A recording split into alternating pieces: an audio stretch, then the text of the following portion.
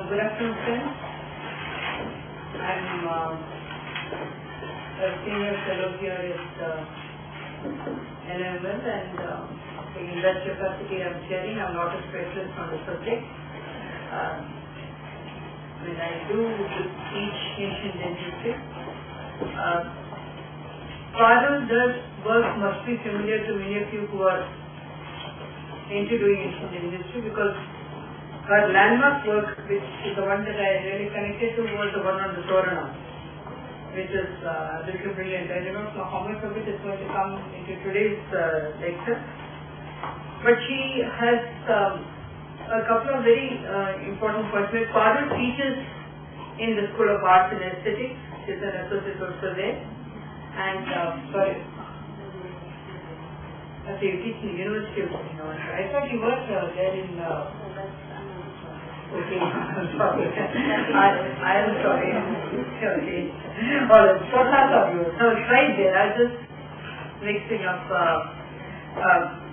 But she has this very interesting point to make, that the whole notion of Southeast Asia and its interaction with India as part of a Greater India project, as something that is part of extended colonialism of Indian culture, or what we call cultural colonialism, is something that is a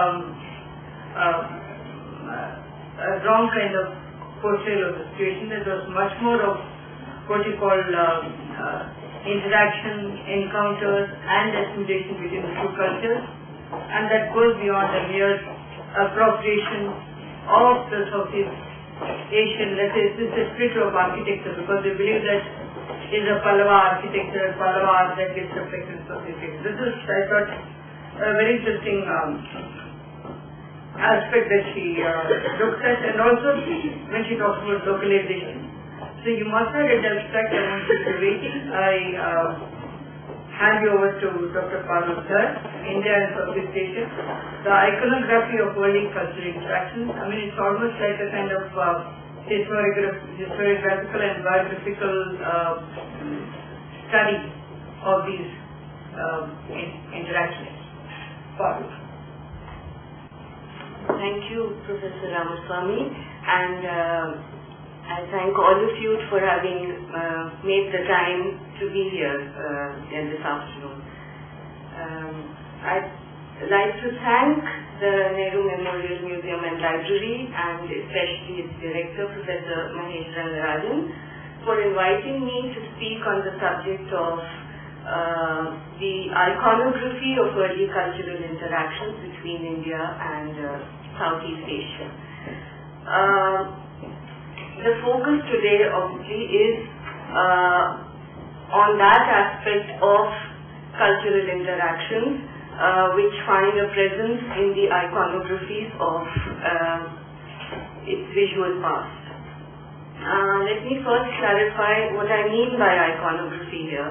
By iconography, I am implying here the broadest sense of the term as understood by art historians today, which is the systematic identification and interpretation of the content of visual imagery, iconic, narrative, as well as architectural. And early in the context of this block refers to the period from the 6th to the 12th century of the Common Era, a period most often referred to as the early medieval in Indian history. Cultural interaction systems that linked India and Southeast Asia were based on an intense and long-standing exchange of ideas, knowledge systems, objects and people traversing vast expanses of land and sea. Until the 1960s, the historiography of these interactions had remained entrenched in the Indianization paradigm, with terms such as Greater India being suggestive of a kind of cultural colonization. Since then, attention has shifted to processes of localization, moving away from notions of homogeneous cultural monoliths on both sides of the Bay of Bengal to a more textured understanding of regional and sub-regional diversities. More recently, in the last quarter of a century or so, the archaeology of cross-cultural interactions in South and Southeast Asia has opened up fresh horizons with exciting new discoveries about the earliest encounters between the regions. From an art historian's perspective, the visuality of early cultural encounters between India and Southeast Asia attains maturity, diversity and complexity from about the 6th, 7th centuries. Interpreting the resultant imagery brings to focus a web of complex interrelationships between the cultural zones of contact. How have art historians attempted to understand the visual dimensions of cross-cultural exchange between pre-modern India and Southeast Asia during the past? What are the possible meanings that may be read from these iconographies of cross-cultural encounters? And what are the emergent frameworks for a more nuanced understanding of pre-modern Indian and Southeast Asian cultural interactions as viewed through the prism of the region's art and architectural remains? Before discussing the complexities of cross-cultural encounters in art, one must first acknowledge a multiplicity of perspectives and approaches in interpreting the arts of any region, specifically of the pre-modern times. Art was never a peripheral activity in South and Southeast Asia. It was integral to the lives of the people. It follows from this that the reception of art and architecture was inextricably linked to other cultural processes. Art forms of the pre-modern world could reveal one or more aspects of the metaphysical, aesthetic, religious, ritualistic, political, economic, and/or socio-cultural context of their tradition. The particular perspective from which art is interpreted mediates the process of interpretation and also determines the methods and meanings associated with the art object. A gender perspective, for example, may vary in its interpretation from meanings arrived at through politico-religious perspectives. While each of these approaches would be valid in themselves, arriving at a more comprehensive understanding requires an appreciation of the multifaceted and polyvalent nature of ancient art and an awareness of the mediations involved. Since the specific cultural context is crucial for understanding the work of art, it follows that meanings of artworks would also require to be viewed in the light of other, that is literary, epigraphic and archaeological sources. Any overarching conceptual framework which aims to comprehend cross-cultural encounters through art first needs to make space for these complexities inherent in the iconographies of art. Cross-cultural histories of art move beyond the limits imposed by regional and political boundaries to investigate and conceptualize interrelationships between art forms across diverse spatial, cultural and temporal zones. Beyond the more basic issues just discussed, several additional concerns arise in a cross-cultural context. And these require analytical frameworks that could explain the presence of a culturally established symbol, motif, form, object or monument found in one culture which finds resonance in another distant culture. Difference as much as similarity across a wide range of shared art concepts, themes, vocabularies and forms in India and Southeast Asia, for example, it would require interpretation in a framework such as this, which of course needs to be extended further. How does the transmission of concepts and forms in art undergo localization? Why are some themes and forms more widely propagated than others? In other words, is it possible to offer a rationale for the selective adoption of artistic motifs, symbols and forms in cross-cultural exchange. Again, when motifs and forms travel long distances and survive over long periods of time, they often do not retain the same meaning in the two zones of contact.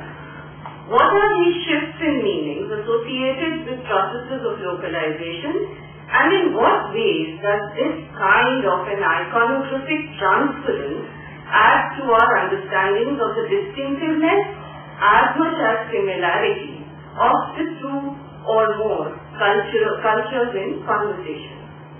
Finally, is it possible to track the routes of transmission of ideas and forms with precision? And given that these avenues of contact were motivated by a combination of religious, political and commercial ends, what model of pre-modern cross-cultural interaction does the India-Southeast Asia interface in art best subscribe to? While it may not be viable to offer completely satisfactory answers to all of these questions, it is certainly possible to highlight some fundamental issues in the cross-cultural histories of Indian and Southeast Asian art through representative case studies. A brief survey of the circumstances and directions of early research on the subject of India-Southeast Asia cultural relations would provide the appropriate setting for exploring emerging frameworks. During the 19th and 20th centuries, the colonial histories of the region determined that European writers, particularly the French, English and Dutch archaeologists, historians and art historians, wrote the earliest modern comparative histories of Indian and Southeast Asian art. Initial research focused on the identification of a shared vocabulary of key concepts, symbols, motifs and forms across the two zones, the different regions of Southeast Asia and their close affinity to Indian art concepts and forms. George Sedis's Indianized states of Southeast Asia, actually more correctly the Hinduized states of Southeast Asia, and R.C. Majumdar's ancient Indian colonies in the Far East, are perhaps the most widely known for the overarching framework that they provided during the early phase of research. Among the European scholars who made significant contributions to the subject, special mention vis-à-vis art should be made of Paul Mew, Ernest Kemper, Partridge Vale, Paul Pelliot, Henri Parmentier, Jean Boisselier, Bosch, Claude Jacques, and others. The Greater India Society was formed in 1926 in Kolkata. The best known proponent of its views was R.C. Majumdar. The notion of Indian colonies across Southeast Asia was based on the undeniable presence of Indian influence. That is from Angkor Wat, Samudra Manthan scene. At least among the early Southeast Asian elites, as observed in the spread of Indian religions, languages, monumental architecture, and art. This line of thought was bolstered by an emergent Indian nationalist ideology and became a further vindication of the glory, power, and influence of India's rich past. Among the most notable scholars, K.A. Neelakanta Shastri wrote on South Indian influences in the Far East. Nihara Ranjan Ray discussed the links between Myanmar and Eastern India in his works on the Brahminical and Buddhist religions and art in Burma, and later H.P. Sarkar's writings, especially on the subject of Indian influences in Indonesia based on epigraphic and literary sources. Ananda Kentish Kumaraswamy's works were more focused on art and architecture, especially the conceptual, but also the formalistic links between Indian and Indonesian art and Indian and Sinhalese art. While the thesis of Indian colonization, which finds an echo in several of these writings, has rightly been abandoned today, as pioneers in scholarship on the subject of India-Southeast Asia cultural contacts, these Indian and European scholars brought to light many significant facets of the India and Southeast Asia dialogue, which the present and future generations of scholars continue to draw upon. Their writings also need to be understood, as I said, in the context of their time.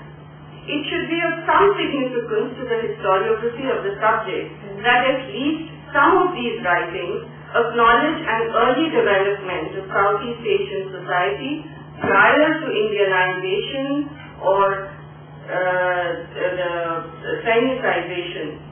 Neelakanta Shastri, for example, clearly states that it would be utterly wrong to think that civilization first came to these lands with the Hindus. Apart from the problematic assumption of Indian colonization of Southeast Asia, the most glaring omission in several of these works is a denial of agency to or an assumed passivity of the Southeast Asian players in the processes of cultural interaction. Yet, the pioneers were not unaware of the importance of the local substratum in processes of cultural assimilation. While it is not possible to list out the range of references from earlier writings, one or two may be mentioned in passing. Paul Muse, for example, recorded the autochthonous cult of the Put, which responded to and merged with the Linga cult in ancient Champa. And George Seddon made incisive observations on the centrality of the mountain spirit and cult in early Khmer history prior to the influx of Indian concepts and architectural forms. Recent research has demonstrated with far greater clarity that socio-cultural developments within Southeast Asia itself encouraged Indian influence by way of the spread of Indian political, religious and artistic ideas and forms among the elite cultures of Southeast Asia. Such a perspective affords far greater agency to the diverse regions and people of Southeast Asia and brings to sharper focus processes of localization. The rest of the discussion revolves around three specific case studies to understand the specificities of localization. The pervasive concept of Meru or Sumeru and its representation in Khmer architecture offers an interesting case in point. The symbolism of the mountain of the gods is also known from other cultures such as the Mesopotamian and the Greek. As the writings of Paul Muse, Partridge Wales and Bosch have shown us, these parallels are important and may reflect earlier links, but the symbolic content of Meru as a cosmic organizing principle in Indian thought and religion, also art, is distinct from that of the Mesopotamian or the Greek. The motif of Meru as the mountain of the gods, at the center of the universe, with its summit being the highest point on earth, is a well-established one, not only in Indian cosmography, but also as a symbol of Hindu and Buddhist cosmology. Puranic literature abounds in descriptive references of the Meru as the world axis, as the central mountain with four buttress mountains, as the navel of the universe encircled by concentric rings of land and seas, as the mountain upon whose summit is the city of the gods, and beneath which are the netherworlds of demons or asuras, as the governing principle for the movement of heavenly bodies, and as the orienting principle for the directions represented by the Dikpalas or the directional divinities. In Buddhism too, the concept of Meru integrates the idea of a vertical spiritual ascent through stages across the worlds of desire, Kamaloka, form, Rupaloka, and formlessness, arupaloka. These conceptual understandings of the Meru translate in Hindu and Buddhist literature and architecture, and also in epigraphic references across Southeast Asia. The iconography and architectonics of the Meru signify at once many levels of meaning: metaphysical, religious, and political. The realm of the gods in heaven finds a parallel in the realm of kings who are compared to gods on earth. In poetry too, as in the Raghuvansh of Kalidas, the poet speaks eloquently about kings descended from Raghu, who held sway over the entire earth, bounded by oceans, samudra kshitishanam, whose chariots ran unhindered unto the gates of heaven, Anaparathavatmanam, who were at the highest point of the earth, being world conquerors and comparable to Meru. Sthitaha sarvon nate nodim krantva Meru devatmana. As is Meru, so is the king. He is unshakable, of unsurpassable strength, all-transcending luster, and unparalleled stature. Sarvatirikta sarena, sarva tejo vibhavina. As Chakravarti, he sets the wheel of law in motion. The medieval Indian architectural treatise, the Samarangana Sutradhar, mentions the Meru Prasada, which should be built by a Kshatriya. Other Indian architectural treatises too speak of the Meru form of the temple as being among the foremost of northern and southern Indian temple types. While this Meru symbolism of the temple pervades South and Southeast Asia, nowhere has it been as effectively embodied in architecture as in ancient Cambodia. It is in Cambodia that we find the most magnificent examples of temple mountains in the image of Meru, conceived on stepped terraces, with the abode of God on its summit and with moats, causeways, barracks and dikes around the pyramid mountains in the image of the continents and seas encircling the Meru. The system of barracks and dikes also serves the important function of channelizing water for irrigation. The Indra Tataka in Hariharalaya, present day Rulo, this is not the image of Hariharalaya and Indra Tataka, being among the earliest of the barracks built by the Khmer king Indravarman in the latter part of the 9th century. As state temples of successive Cambodian kings, the temple mountains of Bathong, Bakheng, Pokhet, Basuan, Bayon, and Angkor Wat also served as the ritual centers of successive capital cities of the kingdom. Meru also finds reference in Cambodian epigraphy. One such inscription mentions King Udayaditya Varman II, who found it appropriate to have a Meru in the center of his capital because he was aware that Meru was the center of the universe. The localization of the cosmographic and cosmological symbol of Meru derives from the assimilation in Southeast Asia derives from an earlier autochthonous tradition of the belief in mountain spirits in Cambodia. It is interesting to observe that the Chinese designation for ancient Cambodia was Funan, a term which the Chinese translated as Vietnam from Vietnam or Vietnam. In modern Khmer, Phnom or Ram, meaning mountains. Kings were called Kurunganam, meaning king of the mountains.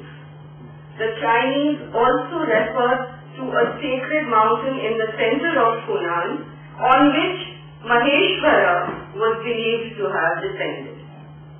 The site of the Vastu temple in Laos has been identified as Linga Parvata in the Chinese records of the Sui dynasty mentioned as Ling Hiapopo, with Shiva Bhadreshwara as the spirit of the mountain.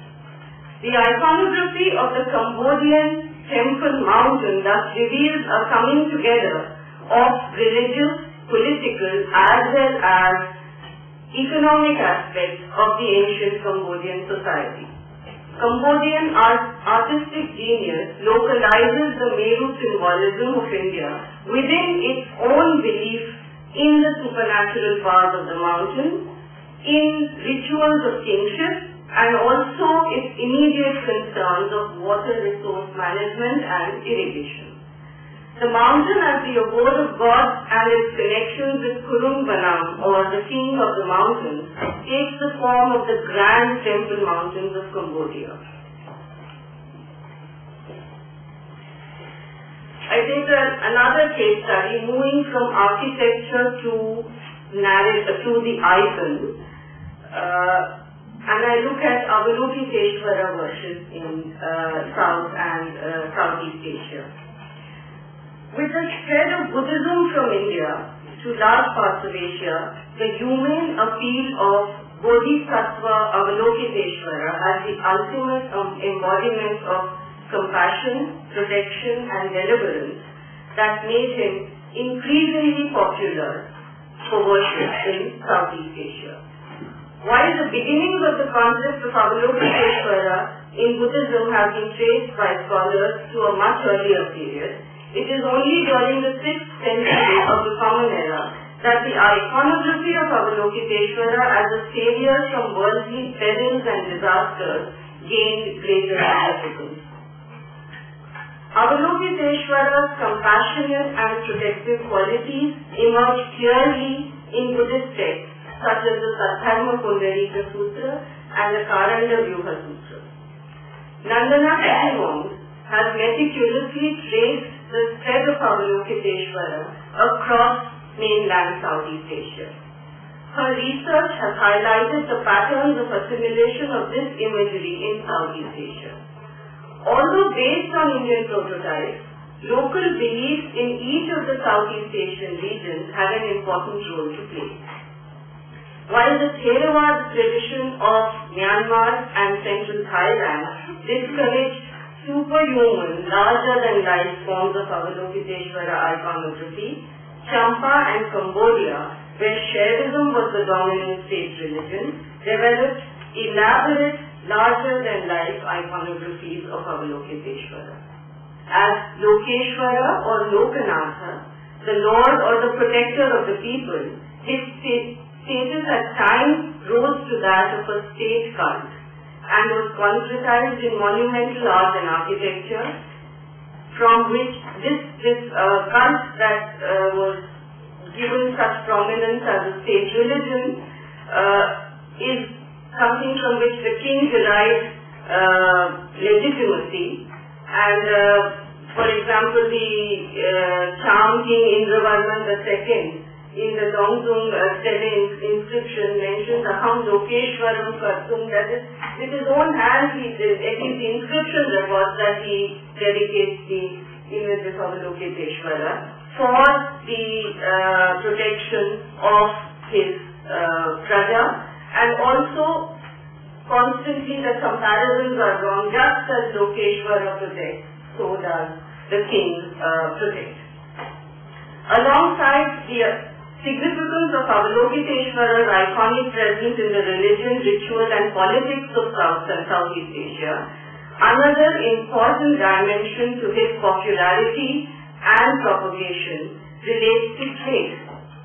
His role as the protector of sailors, merchants and traders, and as the leader of the sick and downtrodden, finds mention in the Saddharma Pundarika Sutra and the Karanda Vyuha Sutra.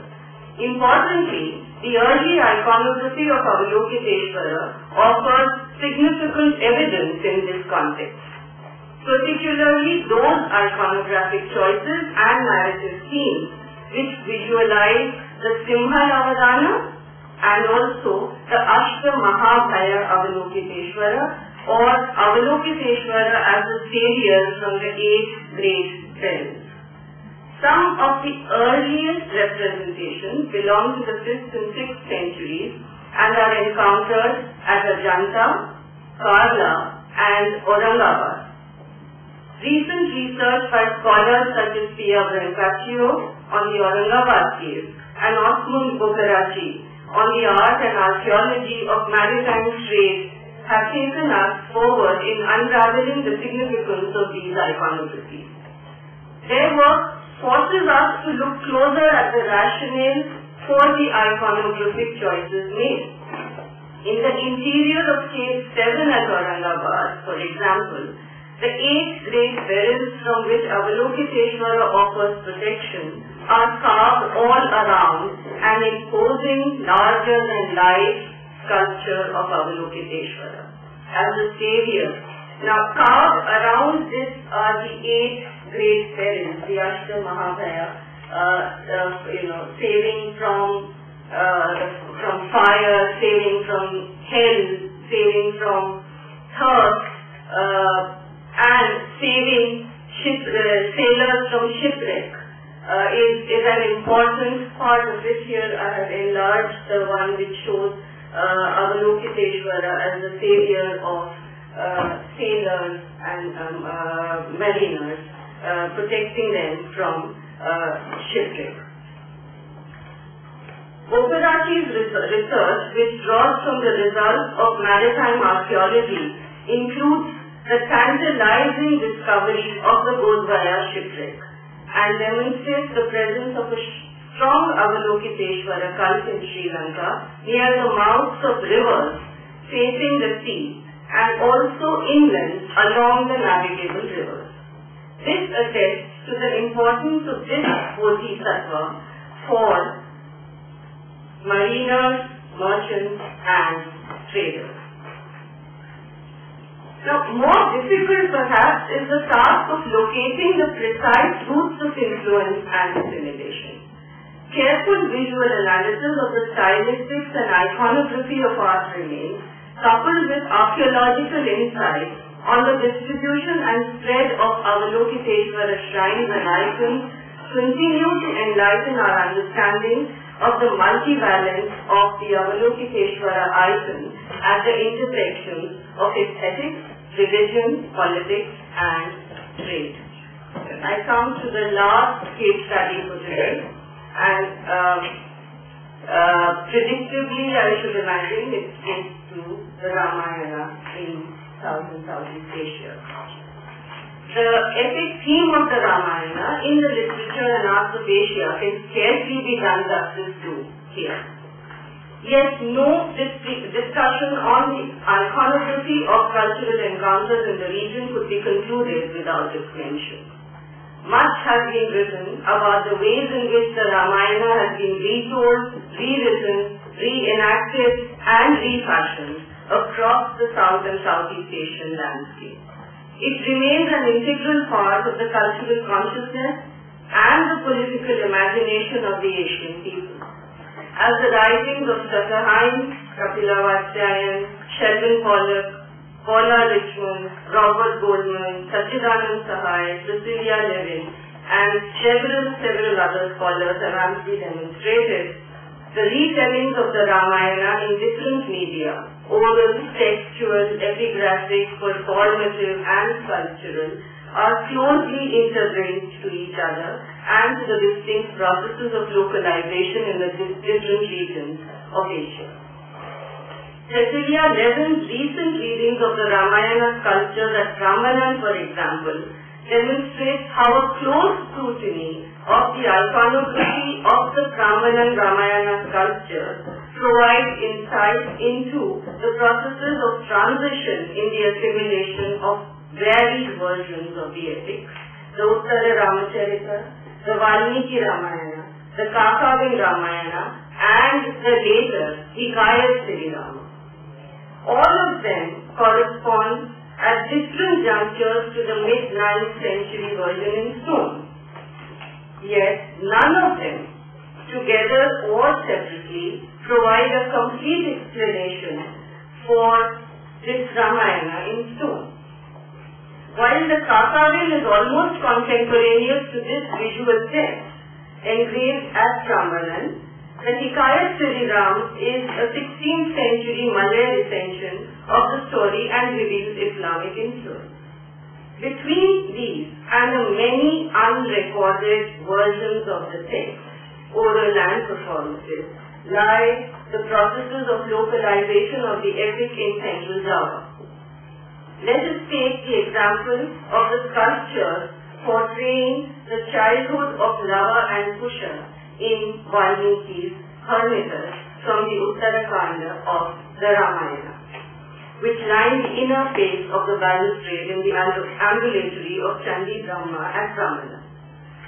While the Sanskrit and the Kakavin versions of the Uttarakanda mention the birth of twins, Lava and Kusha, the Chandi Brahma sculptures clearly show the birth of only one child, that is Lava, and the creation of the other from the Kusha graph by Valmiki.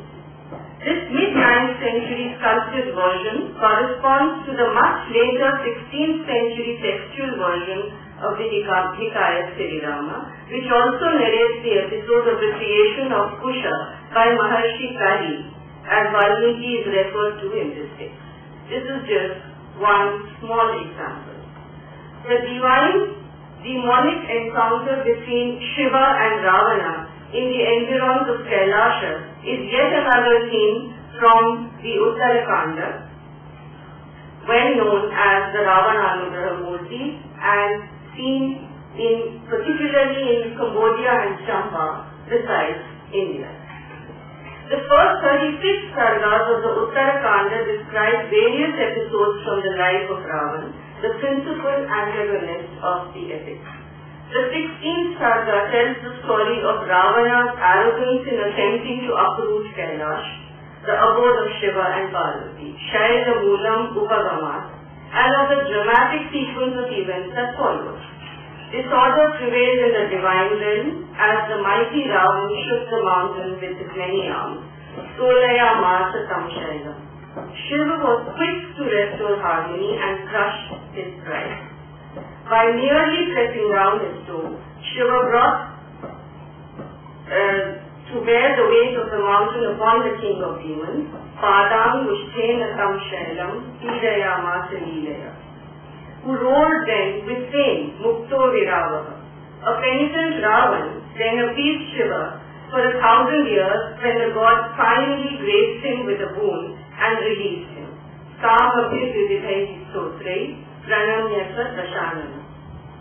Across the South and Southeast Asian regions, artists have portrayed this larger-than-life narrative in many imaginative ways and varied contexts.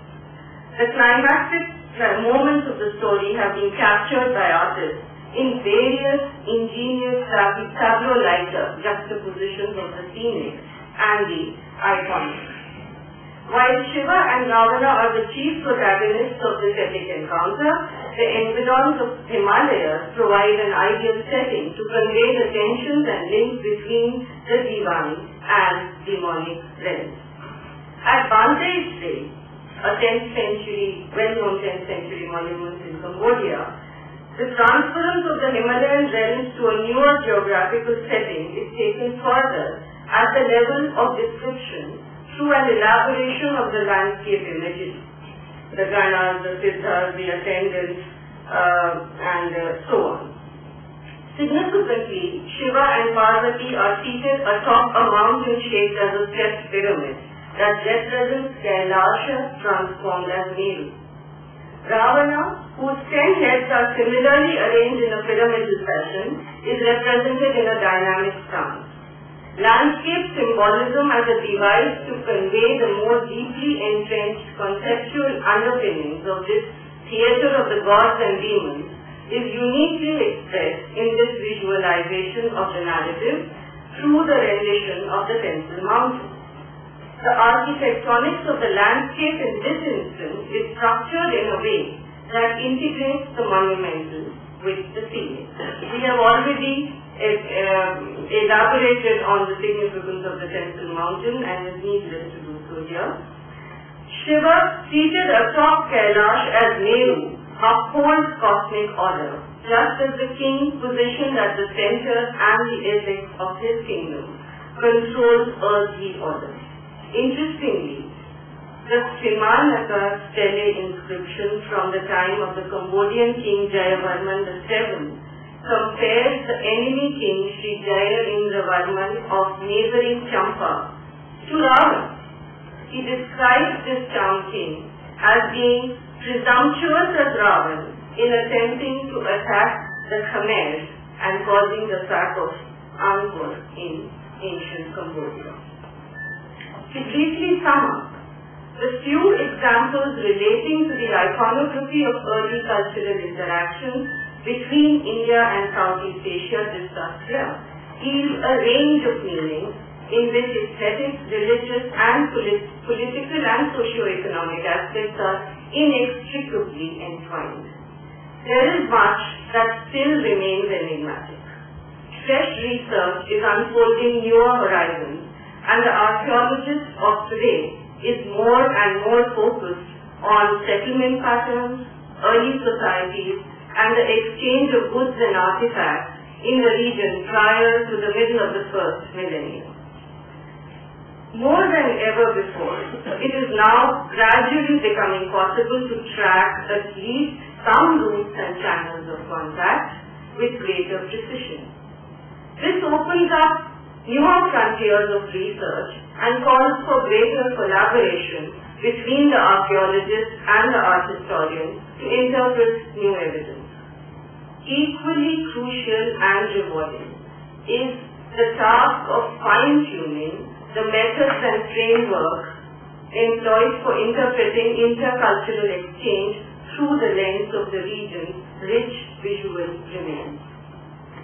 The time is certainly ripe for meaningful collaborations between the Indian, the Cambodian, the Vietnamese, the Indonesian and other Southeast Asian scholars to come together and explore their connected histories. For these histories to help us better comprehend the present and perhaps also guide the South and Southeast Asian nations in shaping future dialogue. Thank you.